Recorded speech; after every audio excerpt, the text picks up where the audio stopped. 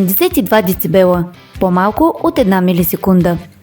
Това е скоростта, с която Earmore M300T реагират на опасен шум. Това не са просто стандартни антифони. M300T са активни антифони, които комбинират защита на слуха с електронно усилване на околните звуци. Моделът е с Noise Reduction Rating. Рейтинг за намаляване на шума до 23 децибела, а при шум над 82 децибела системата ограничава вредните нива за по-малко от 1 милисекунда. В същото време можете да чувате по-добре звуците от околната среда. Нещо особено полезно при работа и ситуации, в които е важно да не се изолирате напълно от случващото се около вас. За комуникация и аудио M300T разполагат с Bluetooth, а захранването е с две стандартни 3А батерии.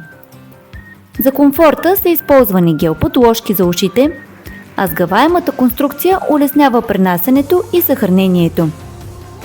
M300T са с IPX5 защита от вода, което добавя допълнителна устойчивост при използването на открито. А сега нека ги тестваме и да видим как ще се представят на практика.